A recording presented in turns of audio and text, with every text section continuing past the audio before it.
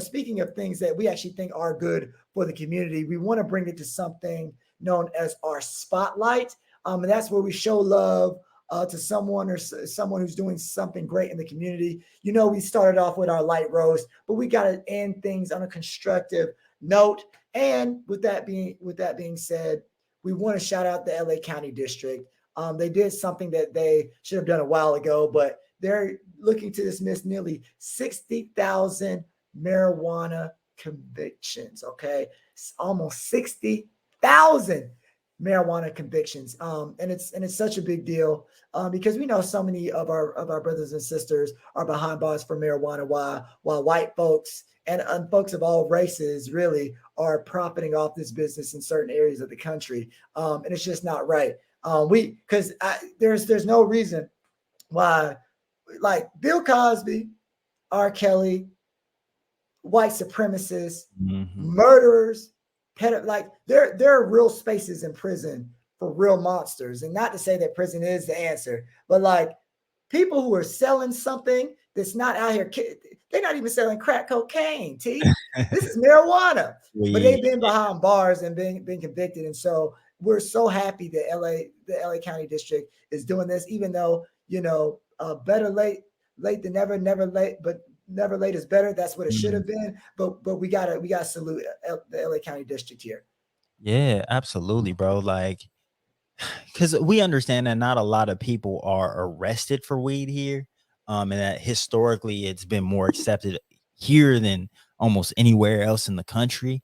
But there's still people with records, and I think that that's one of the most important thing. As someone that has something on their record, I understand how it can impact future and current like opportunities, and how people can take a side eye at you and be like, yeah, you know what, we're not going to give you a job because the government says that you're not that great of a person. So I do think that it is important that like these records are expunged and wiped clean, and people are let out of jail and out of prison, and it doesn't count toward their mandatory minimums or 3 strikes and different things like that. Because that stuff matters, and especially when people are trying to build a future and build a life. So I definitely want to shout out LA County's district attorney. He was voted in. He was a more progressive district attorney. I know that those seem like oxymorons, attorney and progressive, but it is truly a thing, knowing that like we did have someone named Jackie Lacey in here. And that was somebody, it was a black woman, but she refused to charge any police officers.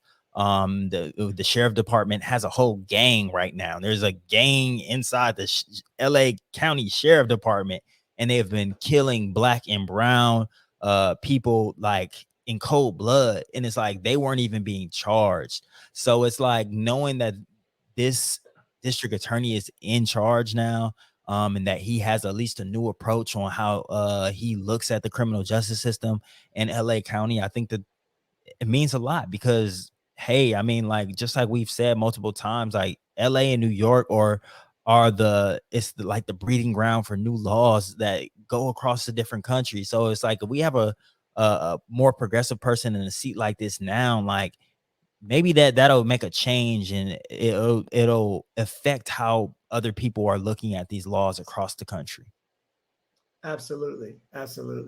And yes, I couldn't have said it any better myself, T. I mean, it's just a beautiful process, and hopefully other states and places across the country learn from this, and like we can get some of these senseless convictions off people's records. So, shout out to that DA.